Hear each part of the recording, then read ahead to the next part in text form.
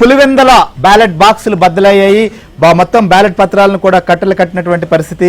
ఇక కౌంటింగ్ ప్రక్రియ కూడా దాదాపుగా మొదలైంది. మరి కాసేపట్లోనే ఎన్నికల ఫలితాలు కూడా రాబోతున్నాయి. ఇక ఒంటిమిట్ట విషయంలో కూడా 20,000 పైగా ఓట్లు ఉన్నటువంటి నేపథ్యంలో వాటన్నిటినీ కూడా విడివిడిగా 25 చొప్పున కట్టేటువంటి ప్రక్రియ అయితే కొనసాగుతోంది. వీటి యొక్క లెక్కింపు కూడా మొదలు కాబోతుంది. ఒకవైపు కౌంటింగ్ సంబంధించినటువంటి ప్రక్రియను పూర్తి చేసేందుకు అధికారులు ఏర్పాట్లు చేసి ఓట్ల లెక్కింపు కార్యక్రమాన్ని జాగుతూ ఉంటే, మరొక వైపు వైసీపీ మనం చూసాం ఎన్నికల సంఘానికి కంప్లైంట్ చేశారు. ఈ నేపథ్యంలో ఏదైతే 2 చోట్ల రీపోలింగ్ నిర్వహించారు. అయితే మొత్తం పోలింగ్ ప్రక్రియ అంతా కూడా నిలిపివేయాలి, ఇప్పుడు ఉన్నటువంటి ఎక్కడే వరకు అయితే కొనసాగుతుందో ఆ ప్రక్రియను ఆపివేయాలంటూ కూడా లంచ్ మోషన్ పిటిషన్ వేశారు. హైకోర్టులో ఇవాళ కూడా అది విచారణకు రాబోతోంది. అయితే అసలేంటి ఆ పిటిషన్ వేయడానికి కారణం ఏంటి, అసలు దానికి సంబంధించిన అప్డేట్ కూడా ఒకసారి చూద్దాం. అలానే ఎలక్షన్ కమిషన్ దగ్గర కూడా మా ప్రసాద్ అక్కడ ఉన్నటువంటి పరిణామాలను పరిస్థితులను కూడా పర్యవేక్షిస్తున్నారు. ఎందుకంటే ఇవాళ ఎలక్షన్ ప్రక్రియ నిర్వహించింది రాష్ట్ర ఎన్నికల సంఘం. సో వారికి సంబంధించినటువంటి ప్రక్రియలో వారిపైన తప్పుపడుతూ, అలానే ప్రభుత్వం కావచ్చు మిగిలినటువంటి వాళ్ళని ఈ యొక్క ప్రక్రియ పైన హైకోర్టు కౌంటర్లు వేయమని చెప్పబోతోందా, ఏం జరగబోతుందో కూడా మనం ఒకసారి చూద్దాం. ప్రసాద్, ఏంటి ఒకవైపు ఎన్నికల సంబంధించినటువంటి కౌంటింగ్ పూర్తయి ఫలితం కూడా రాబోతున్న తరుణంలో లంచ్ మోషన్ పిటిషన్ సంబంధించినటువంటి అప్డేట్ ఏంటి? శ్రీహరి, ఈరోజు పులివెందుల జడ్పీటీసీ అదేవిధంగా ఒంటిమిట్ట జడ్పీటీసీ పోలింగ్ పూర్తయిన నేపథ్యంలో ఈరోజు ఆ కౌంటింగ్కు ప్రారంభమవుతా ఉన్న పరిస్థితి.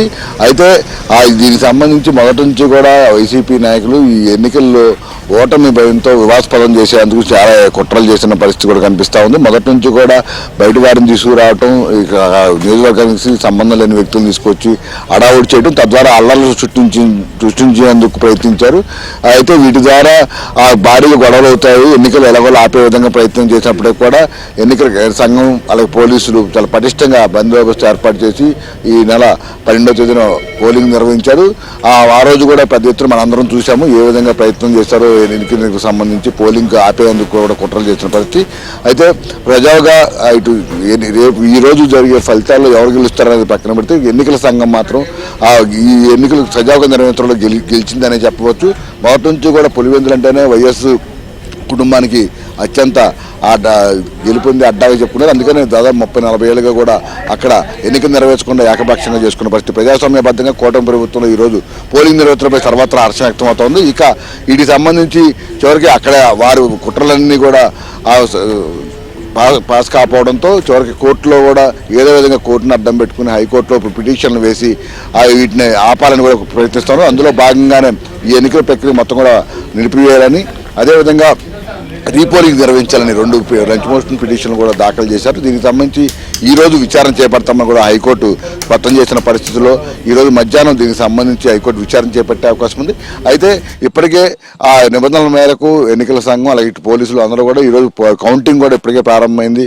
మధ్యాహ్నానికి బ్యాలెట్ పద్ధతిలో జరిగిన ఈ ఓటింగ్ సంబంధించి మధ్యాహ్నం ఫలితాలు కూడా వెలువడే అవకాశం ఉన్న నేపథ్యంలో అందరూ కూడా కేవలం 10 రౌండ్లు 10 టేబుల్స్ నేపథ్యంలో ఒక రౌండ్లోనే మొత్తం అయిపోయే అవకాశం ఉన్న నేపథ్యంలో కోర్టు తీర్పు వెలువరించేపటికే ఇక్కడ ప్రజా తీర్పు వస్తుందని కూడా అందరూ భావిస్తున్నారు. అయితే అప్పటికి కోర్టు వాళ్ళు విచారణ చేపట్టి అనుగుణంగా ఎటువంటి ఆదేశాలు జారీ చేస్తున్న అంశాలపై మాత్రం పెద్ద ఎత్తున చర్చ అయితే నడుస్తుంది.